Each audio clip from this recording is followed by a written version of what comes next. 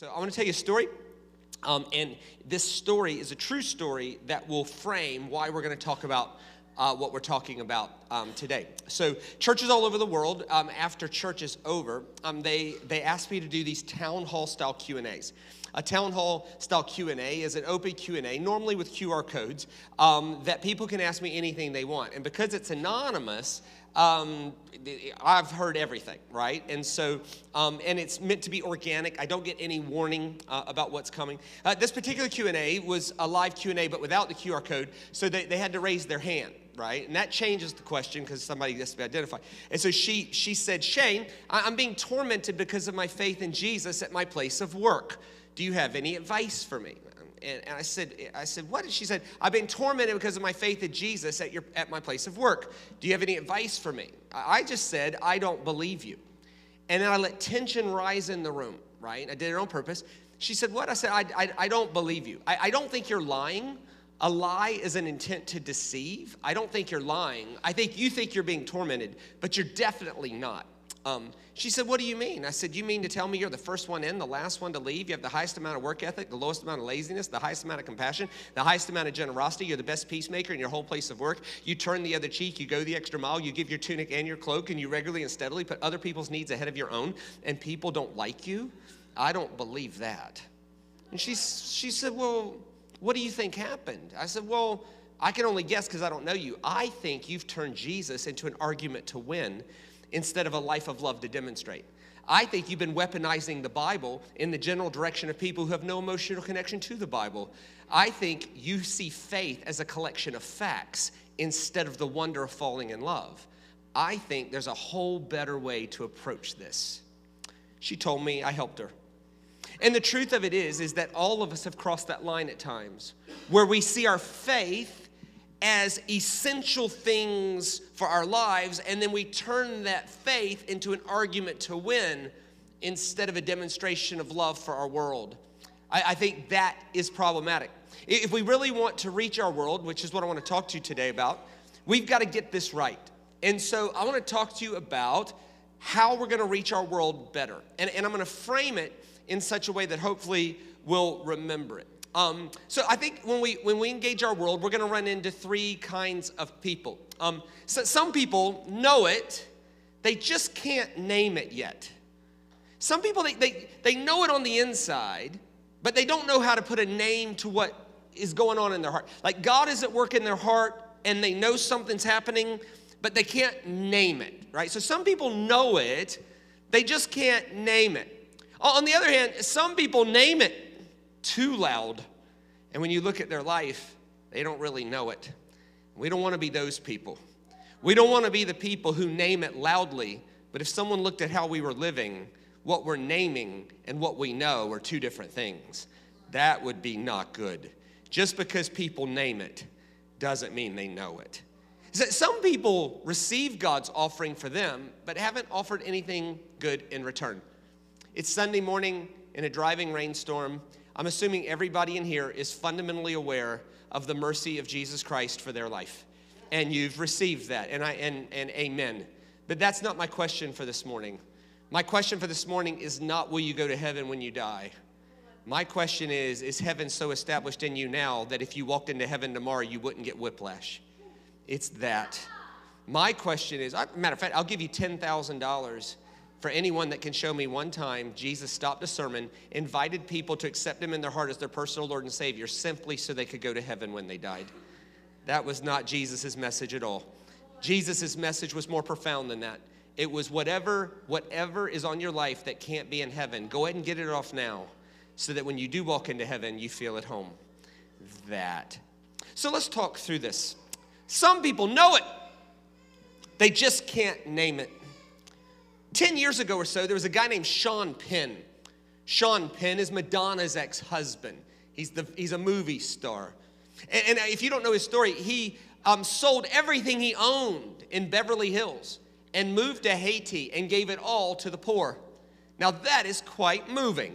Somebody asked him on the news, they said, what inspired you to do this? And his answer was, I can't name it, but there was an internal hum in my heart urging me to live the rest of my life for the good of others, and I had to say yes. Some people know it, They just don't know how to put a name to it. This is true in your own experience. It's true in the Bible. I'll give you a couple of examples. There's this Roman centurion named Cornelius. Cornelius has never heard of Jesus. Why would he? And God reaches out to him in a dream, and he tells him to go to Peter's house. And Cornelius assumes Peter is God. It was the wrong assumption, but it was reasonable given the circumstance. Cornelius assumes Peter's God. He shows up at Peter's house. Peter answers the door, and he thinks he's in the presence of God. So Cornelius bows down and worships Peter. Peter has to do the most basic discipleship imaginable by telling a guy not to worship him. I'm not God. Cornelius says, really? Then why were you the guy in my dream? And Peter's answer was, because God has already counted you righteous, because your generosity to the poor has went up as a remembrance to him. Some people know it. They just can't name it. One of the best stories in the whole of Scripture, in my opinion on this, is in Acts 17. It's a story about a guy named Paul, and he's at a place with a group of people who have never heard of Jesus. No one at the Areopagus had ever heard of Jesus other than the people with Paul.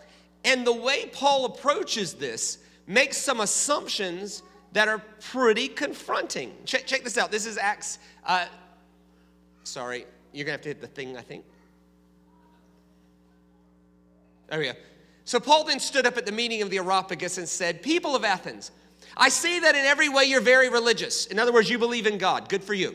For as I walked around and looked carefully at your objects of worship, their idols or their gods, I even found an altar with this inscription, an altar to an unknown God. So you're ignorant of the very thing you worship. In other words, you know it, you just can't name it. And this is what I'm going to proclaim to you. In other words, I'm going to tell you the name of the God you've been worshiping all along, which in and of itself is confronting, is it not? Like, would we be welcoming to a missionary whose story goes something like this? I've been in Cambodia for 25 years. Nothing really good has happened until recently we found a temple in the jungle that didn't have a name on it, and thousands of people were worshiping an unknown God there. And so we just changed the name to Jesus, and now everybody's converting, right? There's something about that would not be welcoming. None of that would get past the sniff test of the YouTube heresy hunter people, right? Like, it's like, wait a minute, there's going to be these people pointing out the errors in this. But what Paul's doing here is he's picking a God, an altar to an unknown God that had been there for hundreds of years, and he's simply calling him Jesus, which leads to all kinds of confronting things like, what's going on here that I don't know? And why would Paul do that? And does that make any sense? And more importantly, maybe did it work, right? And so he goes on. You're going to have to hit the thing. There you go. God did this so that they would seek him and perhaps reach out for him and find him, though he's not far from any one of us. Now, he's talking to people who've never heard of Jesus, and he's affirming that God is at work in all of them. For in him we live and move and have our being. If you believe in Jesus, no. In him we live and move and have our being. For from him are all things, and to him are all things. That God is at work and holding all things together, whether they can name him or not. Because some people know it, they just, thank you. Some people know it, they just can't name it. As some of your own poets have said, we are his offspring. So he's quoting some Athenian poet there. What's going on here? And is there a story underneath this story that makes this story make more sense? And as always, there is. Sometimes you know the story, sometimes you don't.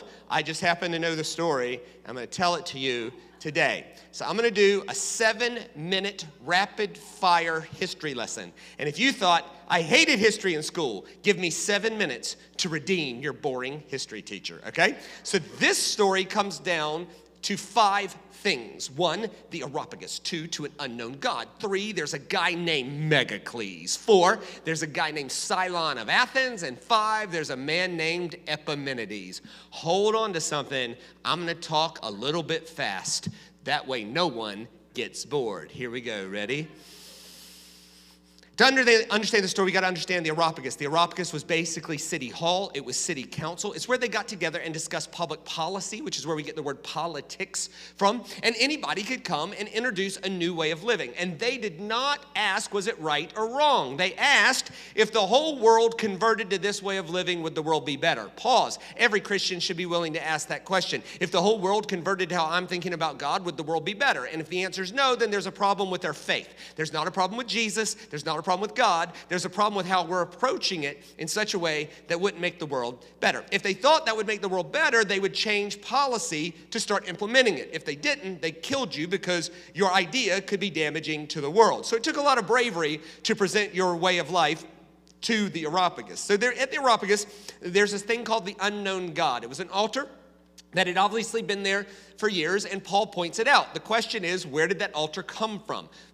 So to understand this, we got to go back to 660 BC. In 660 BC, there was an Athenian king named Megacles. Now, this is going to sound like a bad Transformers episode, but don't worry, that's just what they named each other back then. Hey, Optimus Prime, it's Megacles. I get it. We would never do that to ourselves now. But Megacles was the Athenian king, and he was a megalomaniac. He was a nightmare, and his policies were enriching 1% and holding down 99%. Back in those days, welfare was the opposite of what it is today. Welfare today is you tax the rich a little bit more to create a social safety net for people who have less resources, right? Back then, they taxed the poor more so that the rich didn't have to go to work. It was bad. And Megacles was a bad, bad man. And what he did is he employed a guy named Cylon from Athens. And Cylon was the one voice in the Senate that was for the poor and the afflicted, which was essentially giving 99% of the people one voice and 1% of the people 99 voices. It was not going to work. And so Cylon got sick of Megacles' policies, and he initiated something called the Cylonic Revolt. This is a caricature, but basically he convinced a bunch of farmers to take on a professional military with pitchforks and shovels. This went terribly. Megacles shut this down really, really quick, and he lied, and he told the followers of Cylon, if you just lay down your weapons, I won't kill you, I'll just make you a slave, which was a very good deal because they were basically already slaves. So they did, and he lied. He tied them up and used them for public sport. He skinned some of them alive. He tied some of them up in the middle of the city and disemboweled them. He pulled their guts out while they were alive. He fed some of them to wild animals. Pause just for an aside. The lack of perspective is the enemy of hope. Be very careful buying into the lie that the world's getting worse. Oh, can you believe how bad this world is? Oh, God, this world these days, man, it's so bad. Baloney. There's a Latin word for that. Bolamus crapamus. No chance. No chance. Is God done redeeming the world? No. But is it better than it's ever been? Yes. You'd much rather be a woman today than in 1950 or in 1850. You'd much rather be black today than in 1950 or in 1850. You'd much rather go to the dentist today than in 1950 or in 1850. Here's a few things that were legal in Jesus' day. Murder, legal, as long as they were lower class than you. Rape, legal, as long as they were lower class than you. Pedophilia, legal, as long as they were lower class than you. Bestiality was a normal part of certain temple worships, and it was legal. Full-birth abortion was legal. You had a healthy kid, and you bashed them because you couldn't afford it. It was called exposure, and most people engaged in that because there was no birth control. Strapping people to posts in the middle of town and beating them to death with whips. That was legal. Nailing people to trees and waiting for them to suffocate.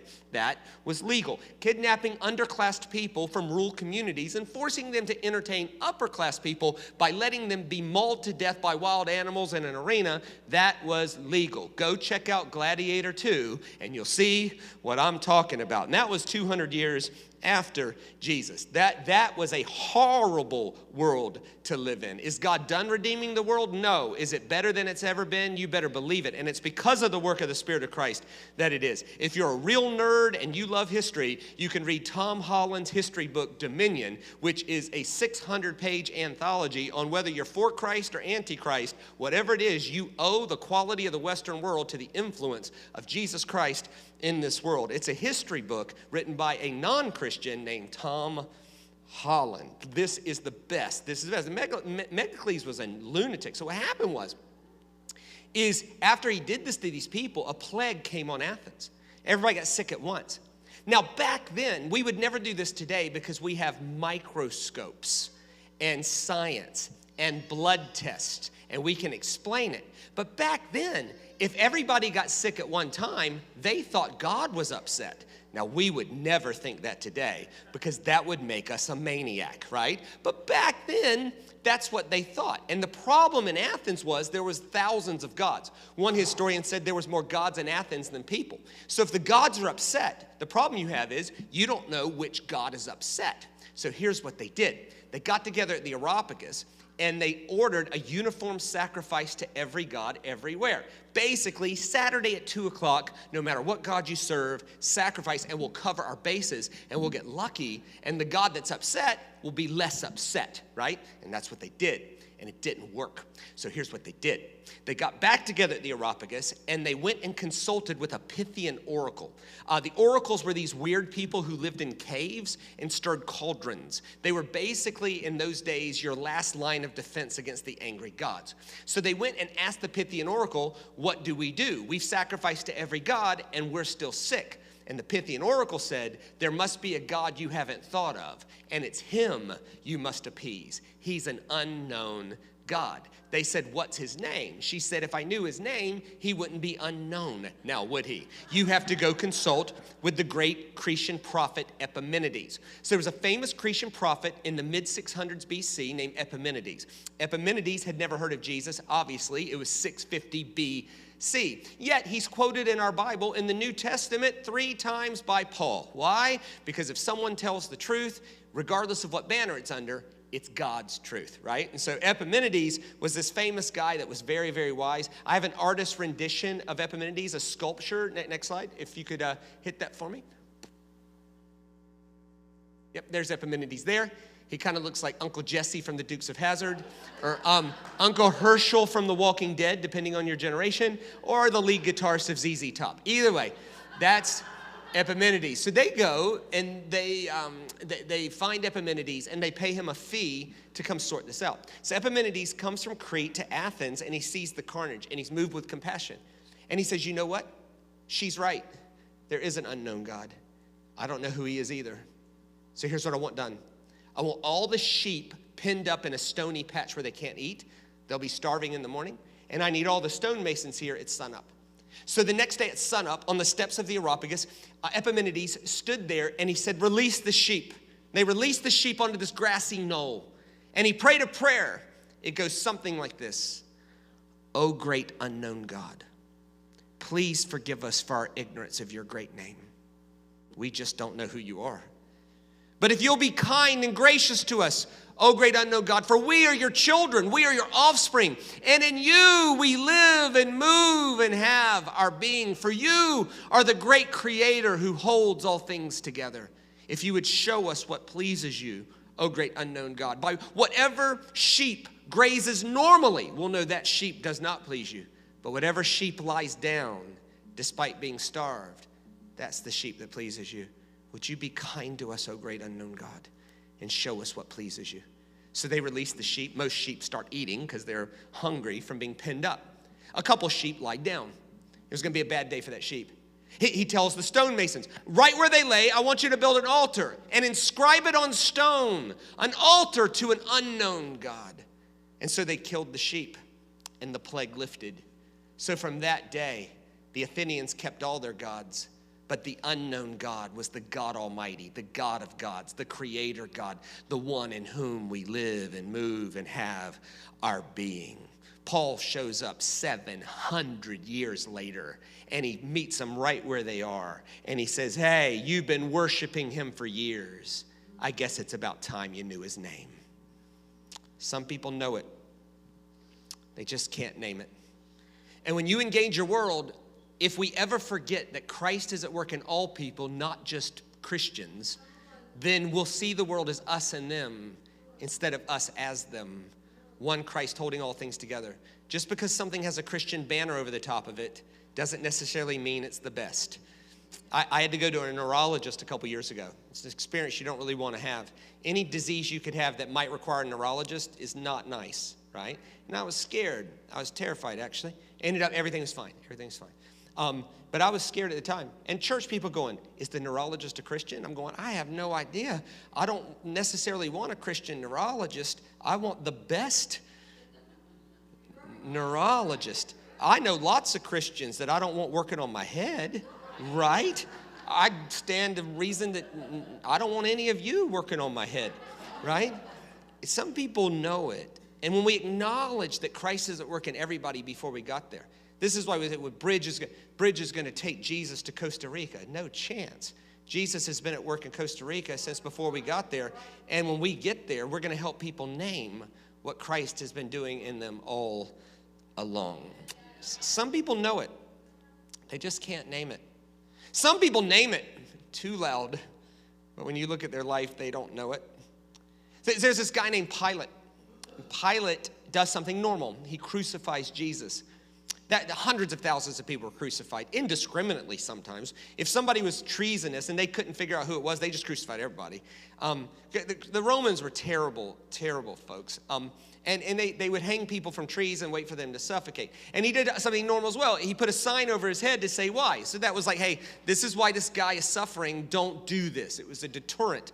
And so here is the account of that. It says, and over his head, they put a charge against him, which read, this is Jesus, the King of the Jews. In Luke, it says, Jesus of Nazareth, the King of the Jews, and let it be written in Greek, Latin, and Aramaic, which leads to this question, how big was the sign? So the sign, what they would do is they would write it in common Greek, what they did, and then in the sub-languages, they would just put an acrostic. Jesus of Nazareth, the King of the Jews.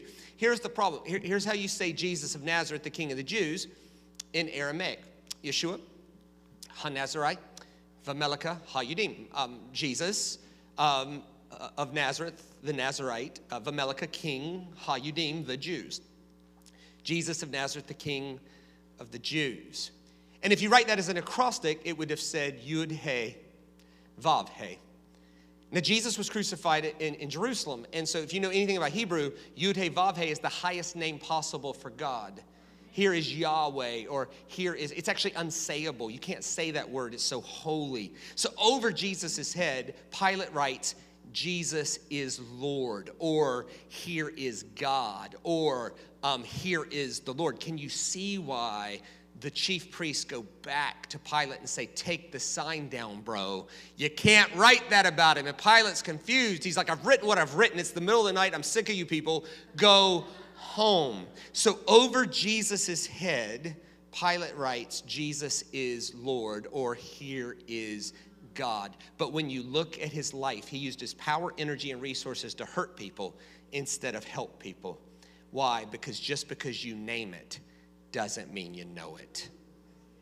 The best witness for our world is not arguing about doctrine or what we believe. It's a demonstration of how we do it. It actually wouldn't hurt the church if it was illegal to say what we believed and we had to demonstrate it.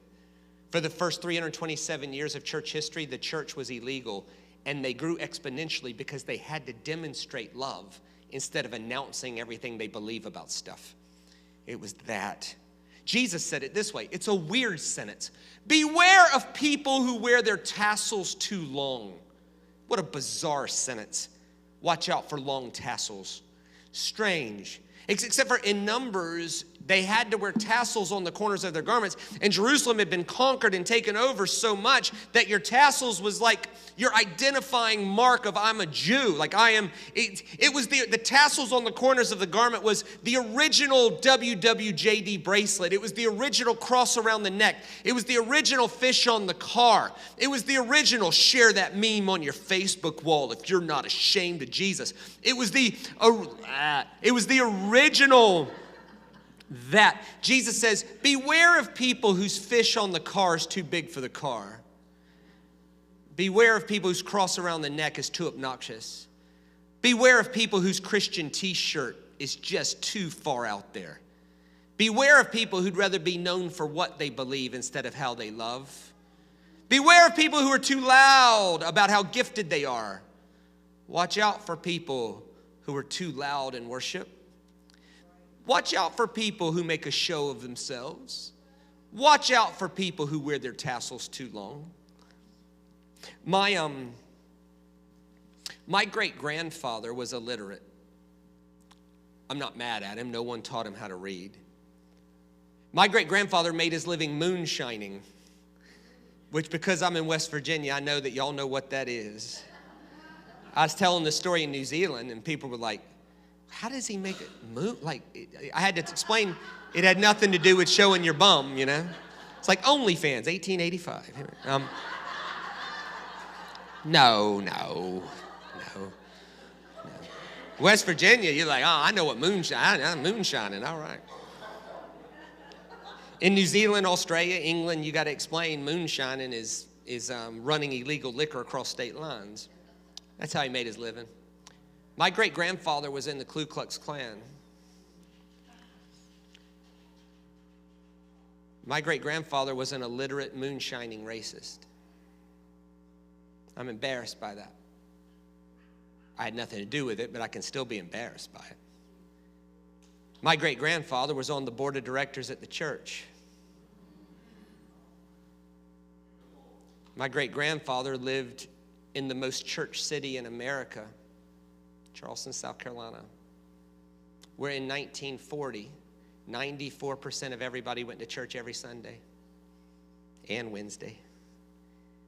But in 1939, it was legal to take out a full-page ad that the next day at 10 o'clock you were going to lynch a black person, and 20,000 white Christians would show up to watch it.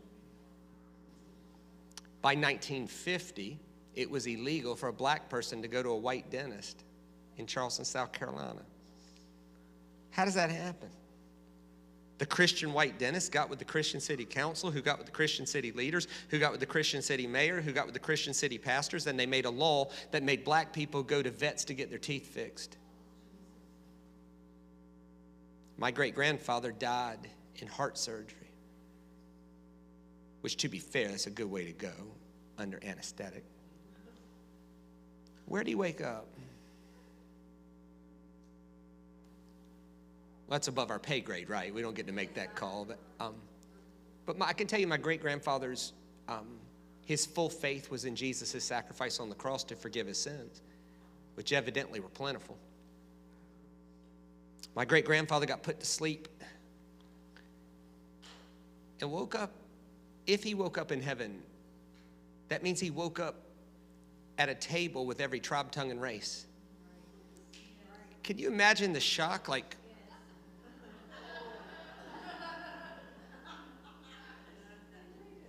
when a member of the Ku Klux Klan wakes up at a table with every tribe, tongue, and race, is he in heaven or hell? To the racist, heaven is hell. And Jesus' invitation was not just name him so that you can go somewhere else.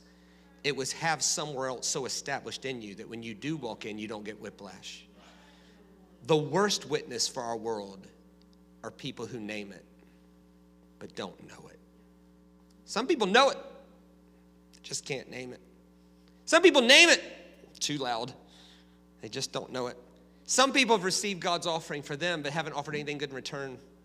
See, it's just in us when we hear a sermon like this. I try to make my sermons challenging. I don't particularly like it if people are like, I agree. I'm like, I don't know. I don't know if that's a good sermon. A good sermon makes you think, right? And there's something about a sermon like this where people have a tendency to go, man, I hope Jim's listening to this. Man, Jim, he's talking to you. Pay attention. Like, I get it. Jim needs to listen. But the truth of it is that I need to listen. There's a big plank in my eye too.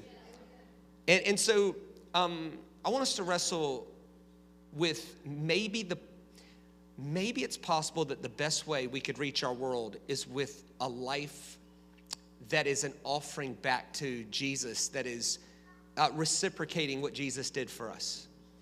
Not because we earn it, but because it's a response to great love. There's a part of the crucifixion story. Crucifixion is terrible, and I don't want to be gross, but crucifixion was gross. Most of ancient history was gross. And crucifixion, they basically beat you half to death and then hung you up while you suffocated naked. And, it was just, there's no way to make it nice. That's why everybody saw The Passion of the Christ by Mel Gibson once. It's not Friday night Netflix viewing. It's just, that would be bizarre. But there's this one part of the crucifixion story that made no sense. First of all, it was illegal to help a crucified victim.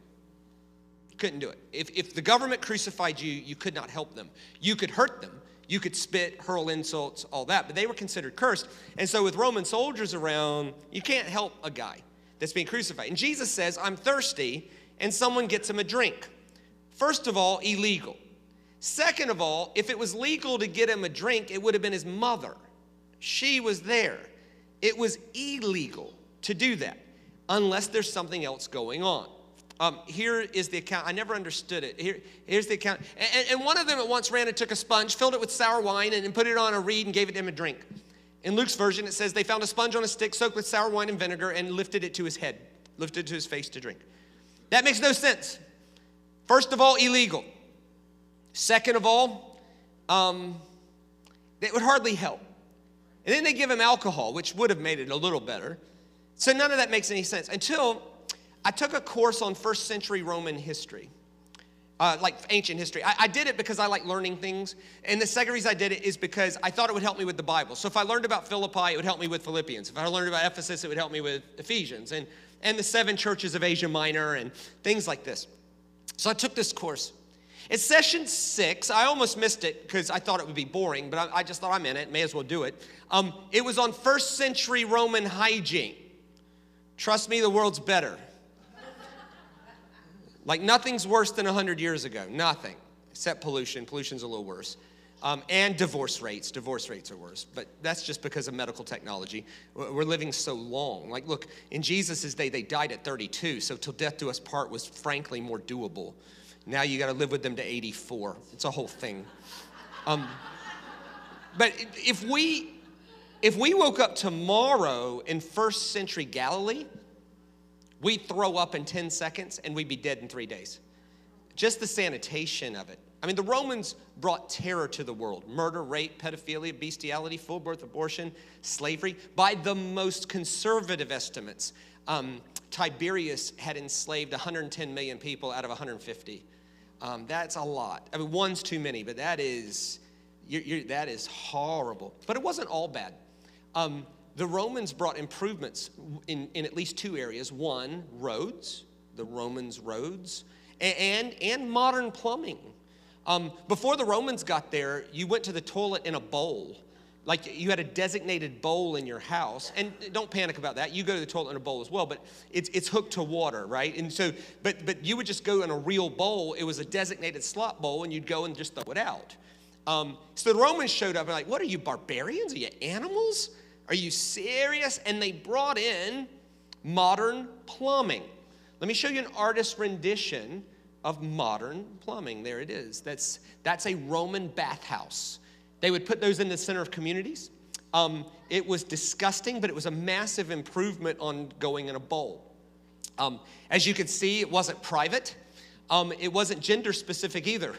And you're sitting in really close quarters like that. It's like, hey, Jim, what'd you have for dinner? Oh, you're fixing to find out. Like, is that, you know?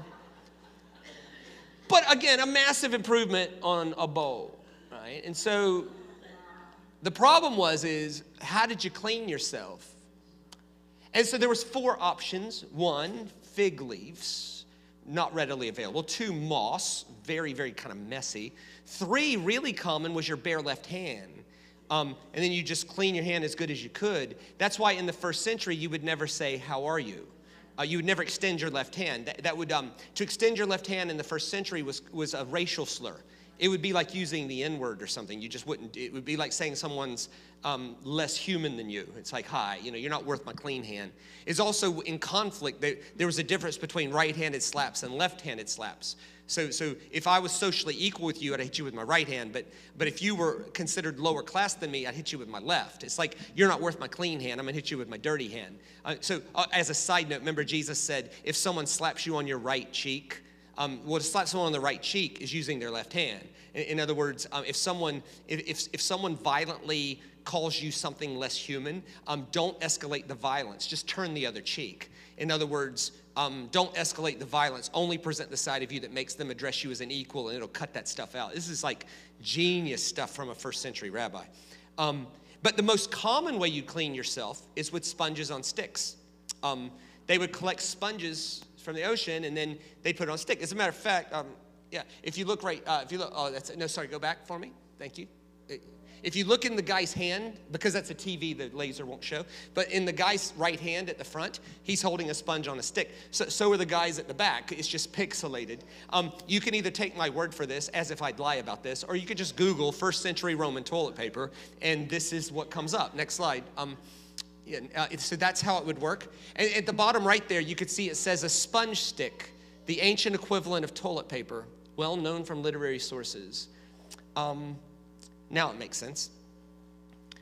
So what's happening in the story is Jesus is giving his life for this guy.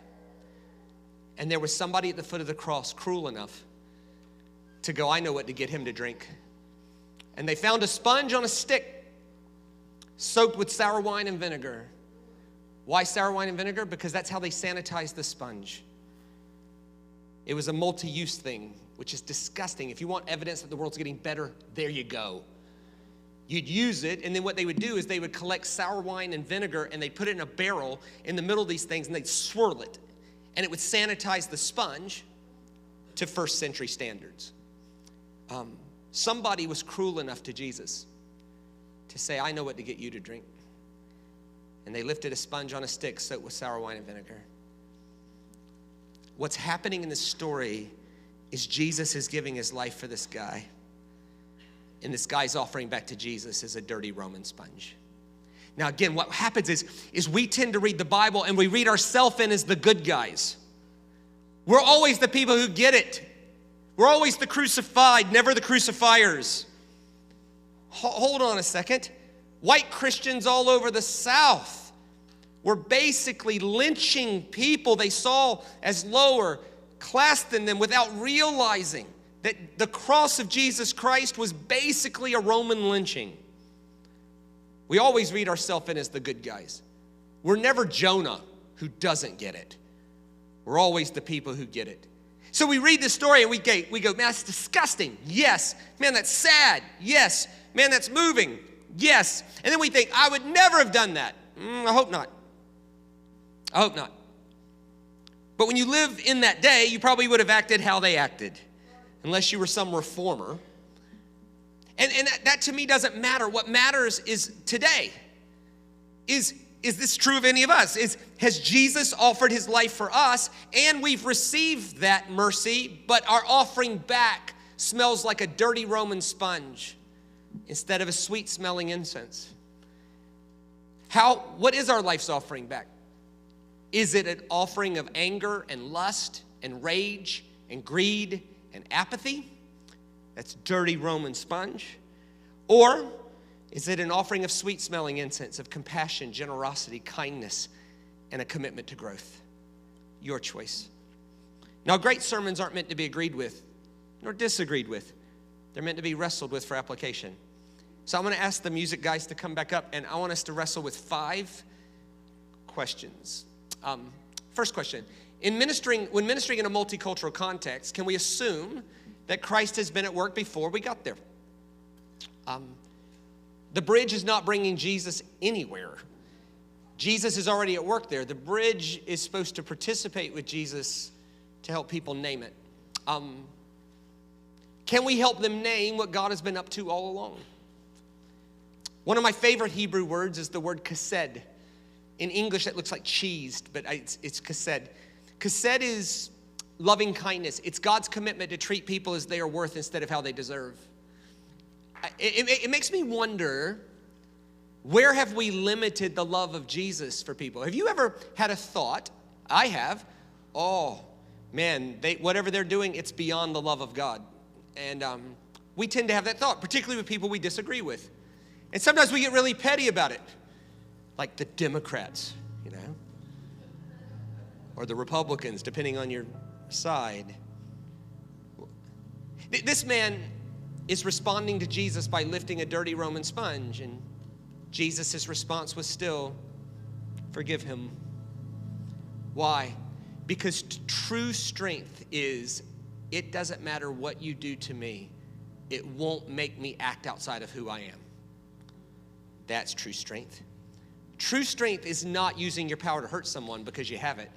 True strength is being true to your character despite what they do. This is loving kindness. Let's say it this way. if our life was an incense offering to Jesus, what does it smell like? Is it a sweet-smelling incense of kindness, generosity, compassion, and a commitment to growth? Or is it a dirty Roman sponge of anger, lust, greed, apathy? If you tuned out of the sermon, it doesn't worry me. It's some people just can't pay attention very long. If you come back now, and this is the whole sermon in one sentence, Jesus has given his life for us. What will our offering be back? The best way to reach our world is to live a life that looks like sweet-smelling incense and never a dirty Roman sponge. I've thought about how to end a sermon like this. And I think the only appropriate response to that kind of love is to have a moment where we cancel the white noise and we re-surrender our life to things that matter to Jesus. Jesus lets us know what matters to him. What you did to the least of these, you did it to me. Act with righteousness, compassion, generosity, forgiveness. It's that, and that smells sweet. And so I think the only appropriate response to that kind of love is to have a moment where we exalt Jesus to his rightful place. I'm going to pray a couple prayers, and I'm going to step off the stage, and they'll close it out. The Lord bless you and keep you, make his face shine upon you, be gracious to you. If you're willing to pray a couple prayers, I'm going to pray a couple prayers. You can get in on them if the Holy Spirit moves you. If not, don't, because it won't do you any good anyway. But my first prayer would be, Lord Jesus, let no one ever reject you because of the way I'm presenting you. Lord Jesus, don't let me be a person who best serves you by never speaking of you. Second prayer, Holy Spirit, would you show me where my life is a dirty sponge? That you forgive me no matter what, but I'd rather my life smell sweet. Give me the courage to act. I exalt you back in your right place.